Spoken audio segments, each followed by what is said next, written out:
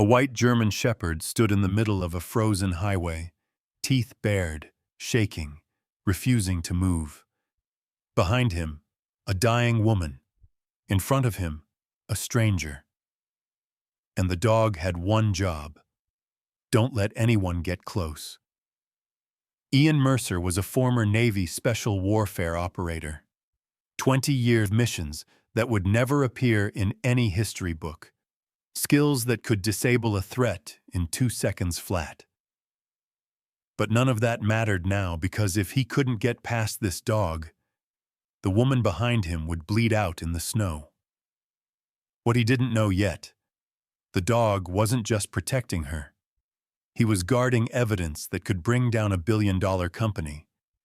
And the men who killed to keep it buried were already coming. Ian had driven the Dalton Highway more times than he could count. The silence, the emptiness, the feeling that the world had forgotten he existed. That's why he chose it. His 18-wheeler crawled through the storm, headlights cutting maybe 20 feet into the wall of white. And then, something ahead. A shape that didn't belong. He hit the brakes. An SUV lay on its side, half buried in a drift. One tire still spinning, engine ticking, steam rising from the crumpled hood, and the rear window, shattered from the inside. Someone had tried to escape. Ian grabbed his flashlight and stepped into the cold. The wind hit him like a fist, driving snow into his eyes, his lungs, his bones. He pushed forward, sweeping the beam across the wreckage. That's when the dog came out of nowhere. A blur of white fur exploded from beside the vehicle. A German shepherd, young, teeth bared, eyes wild. The animal planted itself between Ian and the SUV, snarling, shaking from the cold, but refusing to move. Ian froze. He raised both hands slowly. "Easy, boy. I'm not here to hurt anyone." The dog didn't budge. Behind him, through the swirling snow, Ian could just make out a figure slumped against the wreck. A young woman. Dark hair matted with blood. Eyes closed, barely breathing. And the dog wouldn't let him near her. Ian Mercer was 44 years old. He hadn't had a real conversation in 3 weeks, and that was exactly how he wanted it. 20 years as a Navy special warfare operator had turned Ian into a weapon. Quick, precise, deadly. He could read a room in 2 seconds, disable a threat in 3, and carry the weight of missions that would never appear in any history book. But no amount of training prepared him for what followed him home. There was a village. He never spoke its name. His team had called in an airstrike based on bad intelligence. Orders from above, no time to question. 14 civilians died that night. Women, children, faces he still saw when he closed his eyes. The Navy gave him a medal. He threw it into the ocean. 6 months later, he was out. No family waiting. No home to return to. Just a commercial driver's license and a rusting 18-wheeler that became his whole world. He drove the ice roads because they asked nothing of him. Sleep in the cab. Eat at truck stops. Avoid eye contact. Disappear. But now, kneeling in the snow, hands raised, he wasn't invisible anymore. The dog watched him, trembling, exhausted, but unbroken. Ian didn't move. He just waited. Minutes passed. The wind screamed, and slowly, something shifted in the animal's eyes. The German shepherd stepped aside. Ian lifted the woman gently and carried her to the rig, the dog limping close behind. Inside the warm cab, he cleaned her wounds and wrapped her in blankets. She drifted in and out of consciousness, her lips moving without sound. Then, finally, her eyes opened. She looked at him, then at the dog pressed against her side. "Kira," she whispered. "My name is Kira, and this is Ghost." Before we go on, let us know where you're watching from. And if this story moves you, hit subscribe so you never miss another story of loyalty, courage, and heart. As the storm raged outside, Kira told him everything, and what she said next would change everything. Her father's name was Thomas Lightfoot, an activist who'd spent 2 years gathering evidence against a mining company called Northern Ridge Resources. They wanted to expand onto protected tribal land, and Thomas had found proof they were already poisoning the watershed. Water samples, internal documents, recordings of executives discussing bribes to local officials, enough to put executives in prison for decades, if it reached the right hands. He was going to expose them, and then, 2 months ago, he died in a hunting accident. Kira's voice cracked. "It wasn't an accident. I know it wasn't. He told me they were watching him, following him. He said if anything ever happened to him, Ghost would protect me." She ran her fingers through the dog's white fur. 6 months before he died, Thomas had rescued a half-starved German shepherd from a shelter near Fairbanks. He spent weeks training the animal for one purpose: guard Kira and the evidence if he didn't survive.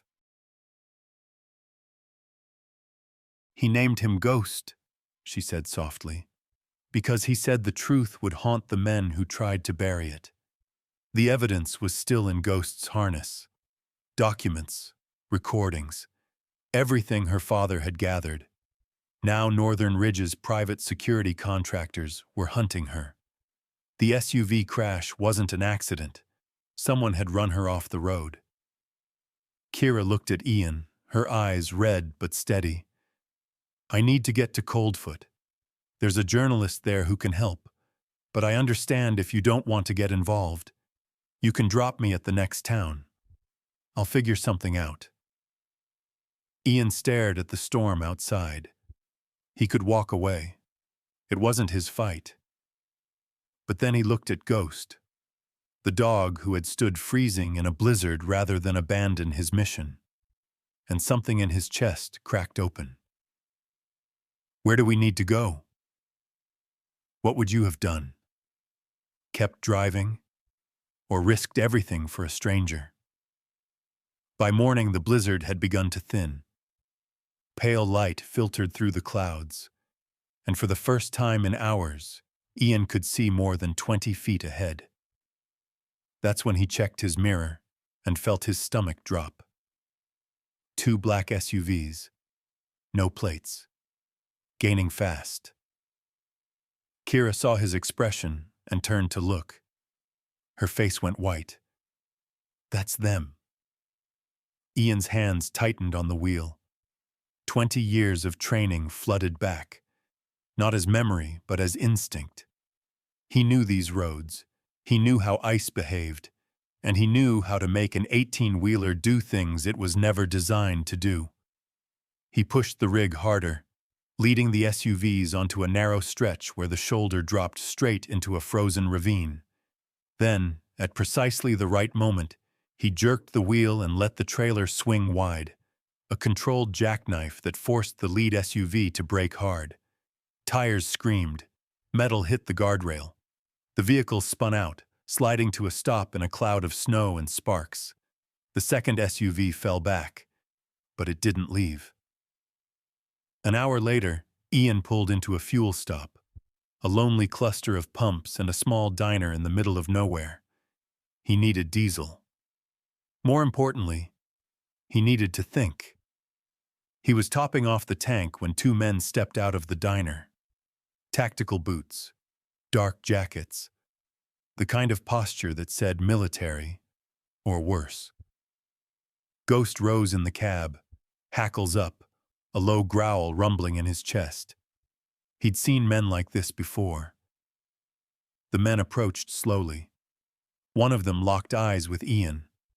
Ian didn't blink, didn't move, just stood there, hands loose at his sides, radiating the quiet calm of a man who had seen far worse than them. The men hesitated, just long enough. Ian climbed back into the cab and pulled away, gravel crunching beneath the tires. They kept coming, and Coldfoot was still 200 miles away. The hours stretched on. Snow fell softly against the windshield, and the engine hummed its steady rhythm.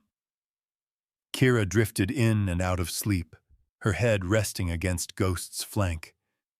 The dog never closed his eyes. Neither did Ian. In the mirror, a flicker of headlights. Distant, but there. They weren't alone. Somewhere past mile marker 180, Kira spoke. Not about the evidence. Not about the men chasing them. About her father. He used to sing while he cooked breakfast, she said quietly. Completely off key. Drove me crazy when I was a teenager. Now I'd give anything to hear it again. She told Ian about his laugh, deep and warm, the kind that made strangers smile. About the last thing he ever said to her. The truth is heavier than fear, but you're strong enough to carry it. Her voice broke. Ghost lifted his head and licked her hand. For a long time, Ian said nothing. Then, without looking at her, he spoke. There was a village, he said, overseas. We called in an airstrike on bad intelligence. 14 people died. Women, children. His jaw tightened. I followed orders, and I've hated myself for it ever since. The cab was silent except for the wind outside. Kira looked at him. You followed orders. That's not the same as choosing to hurt someone. It felt the same. Ghost shifted, pressing his nose gently against Ian's arm. A small gesture, but something in it. The trust, the quiet acceptance, made Ian's throat tighten. Maybe this is how you make it different, Kira said softly. Ian didn't answer, but for the first time in years, the silence inside him felt a little less heavy. Do you believe following orders excuses what happened? Or does Ian still carry the weight? 30 miles from Coldfoot, the road narrowed to a single lane crossing a frozen gorge, and that's where they were waiting. The SUVs came from both directions, boxing the rig in on the bridge. Nowhere to run, nowhere to hide. Men in tactical gear stepped out, weapons drawn, breath clouding in the frozen air. Ian killed the engine. Kira's hand found Ghost's collar. What do we do? Ian looked at her, then at the dog. Ghost's eyes were steady, calm, utterly unafraid. He was waiting.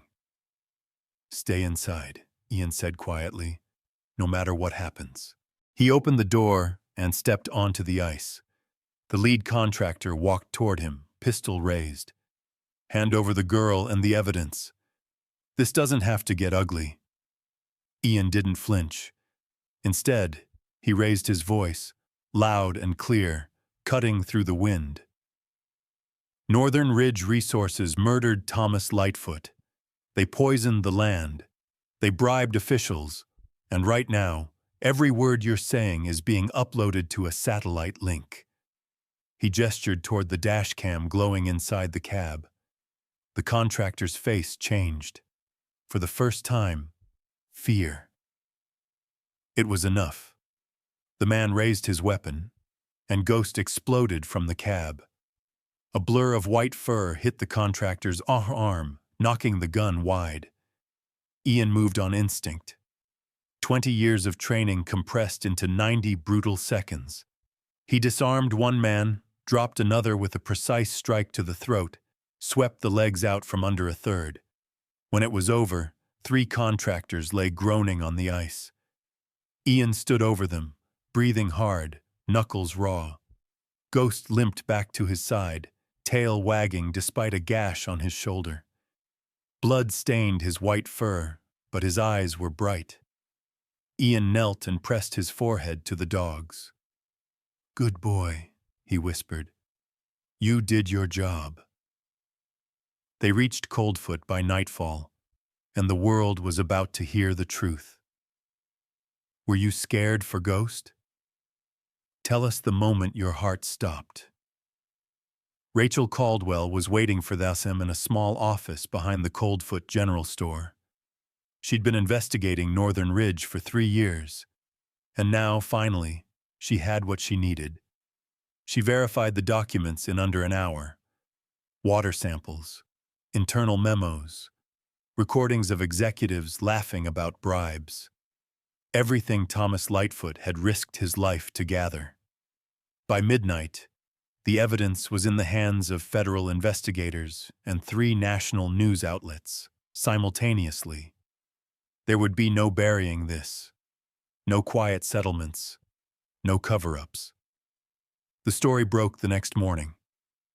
Kira was standing in a gas station outside Fairbanks when she saw it on the television mounted above the coffee machine. The CEO of Northern Ridge Resources, hands cuffed behind his back, being led into a federal building. Ghost sat at her feet, watching the screen like he understood. Within a week, executives scrambled to cut deals. The contractors who had chased Kira across the ice roads were picked up by federal marshals, their tactical gear replaced with handcuffs. And then came the moment that mattered most. Thomas Lightfoot's death was officially reclassified as a homicide. The tribal council issued a public statement clearing his name, honoring him as a protector of the land and a man who gave his life for the truth. 2 months later, Kira testified before a congressional subcommittee. She wore a simple black dress and spoke with a steady voice. Beside her, wearing a blue service harness, sat Ghost, calm, watchful, unafraid. When the cameras flashed, the dog didn't flinch. The men who killed her father would spend decades in prison. The land they tried to poison would be protected. And Thomas Lightfoot's name would never be forgotten. But for Ian, the story wasn't over yet. Ian watched the hearings from his rig, parked at a rest stop somewhere in the mountains. Snow drifted past the windows. The engine was off. The world was quiet. For the first time in years, so was his mind. The nightmares hadn't disappeared, not entirely. But they were softer now. The faces in the dark didn't scream the way they used to. And some nights, he slept all the way through. He hadn't saved those children overseas. He couldn't change that. But he had saved Kira. He had honored a dead man's fight. And when everything in him had wanted to keep driving, to stay invisible, he had chosen to stop. Maybe that was enough. Maybe that was how you started over. A week later, his phone buzzed. Kira's voice came through, warm and a little amused. "Ghost keeps looking out the window," she said. "Every time a truck goes by, his ears perk up. I think he misses the road." Ian smiled, a real smile, the first in longer than he could remember. "Tell him I'll be there in 2 days." When he pulled up to her small apartment in Anchorage, Ghost was already waiting on the porch, tail wagging, ears perked. The moment Ian opened the cab door, the dog leapt inside like he'd never left. Kira stood in the doorway, arms crossed, eyes glistening. "Take care of him." "I will." Ian paused. "Take care of yourself." She nodded. "You too, Ian. You too." He started the engine and pulled back onto the highway. Not to escape anymore, but to watch over the forgotten places, the stranded travelers, the people no one else would help. His rig wasn't a hiding place anymore. It was a rolling line of defense. And Ghost rode beside him, nose pressed to the window, watching the frozen world pass by. Two souls trained to protect, finally protecting something that mattered. Sometimes redemption doesn't come in a single moment.